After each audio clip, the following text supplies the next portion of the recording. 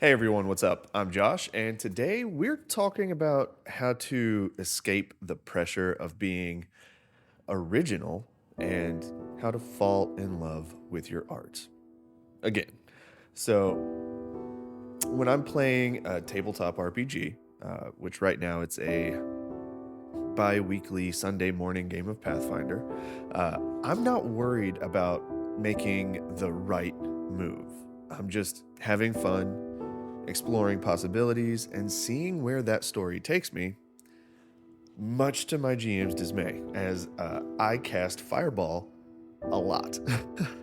and and that sense of play is exactly what we need to do in our art. Too often, we treat creativity like it's a job. We set goals, deadlines, expectations, but creativity isn't a job. It's a playground. It's a place to experiment and make mistakes and discover new things. So if you're feeling burned out, you're not alone at all. So many artists, myself included, have been there. So you sit down to make something and create something, and all you can think is, this has to be perfect. This has to stand out, and this has to be original. And before you know it, you're paralyzed. The joy is gone. That spark, that love you once had for your art, it's just gone. It's a distant memory. But here's the thing. Creativity isn't supposed to feel like you've been stuffed into a pressure cooker. It's supposed to be fun. And today, I want to talk about how to get back to that. And the solution, it's actually surprisingly simple, and it's not what you might expect. So you should actually stop trying to be creative and instead start following your curiosities. For me, that means diving headfirst into things that really light me up, whether that's drawing my character for Pathfinder tabletop RPGs, reading philosophy books that really make me rethink how I see the world, or playing around with my 3D printers to really bring my ideas to life physically, not just visually. Now, these might seem like distractions from whatever my real art is, but really they're not. They are the fuel for my creativity. So when my nose is stuffed into a fantasy novel, I'm not thinking, how can I make my art more original? I'm just enjoying the story. Or when I'm playing Pathfinder, I'm just casting Fireball and ignoring how big the room is, asking for a reflex save. Uh, I'm having fun. And then out of nowhere, I'll get an idea for a painting or an illustration. And this happens all the time. It happens when I'm listening to music, when I'm in the shower. Creative ideas tend to happen more when I'm relaxed, not when I'm working under pressure. Which brings me to another counterintuitive idea. Play is more important than any kind of perfection. So give yourself permission to play.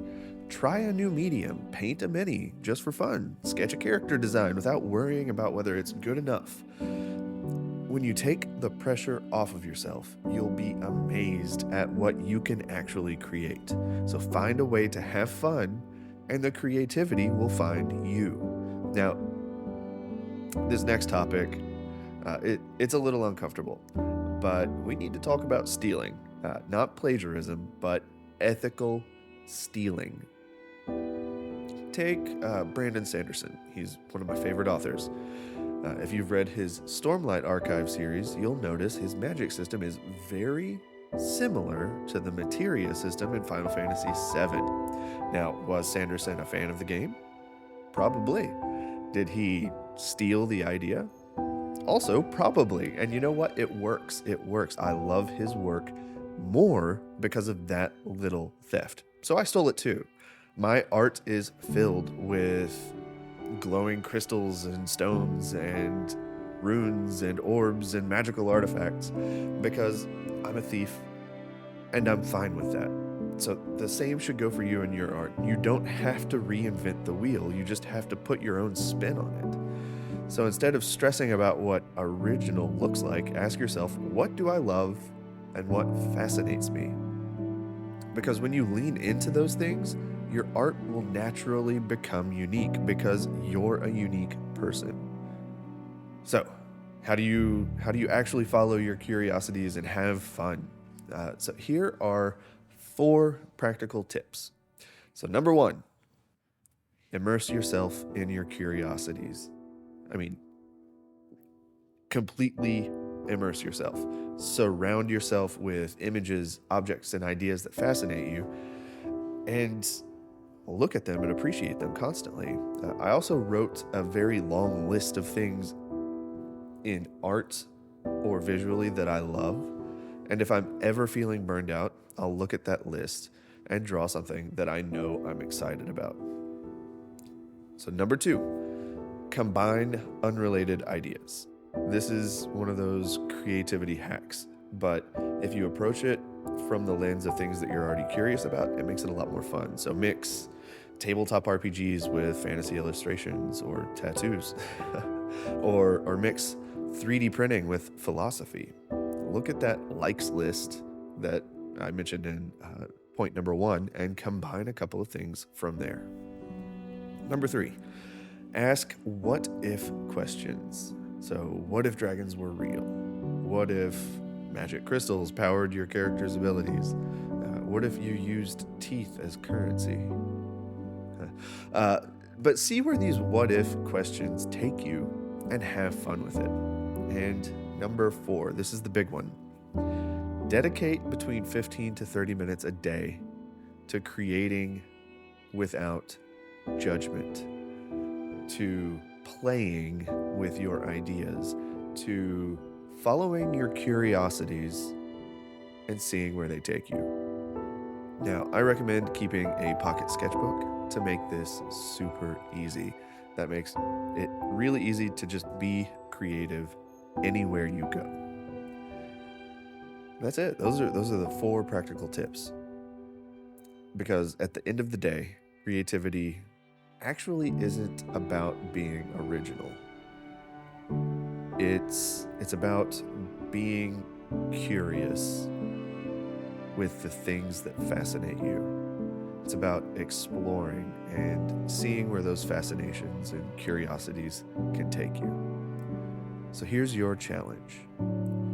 Spend at least 15 minutes per day for the next month creating something just for you, just for fun, not under pressure and with no expectations. Just play with the things that you're curious about. And let me know in the comments, what is one of those things that you're curious about right now? And how far do you think you could follow that curiosity? Yeah, definitely let me know how your month of exploration goes, and I really hope you have fun with it. Thank you all so much for watching. If this video resonated with you, give it a thumbs up, and don't forget to subscribe for more ideas on arts and creativity and philosophy. So until next time, keep drawing, painting, writing, singing, or dancing your hearts out, and remember, you don't have to be original to be amazing because you already are. And I'll see you soon.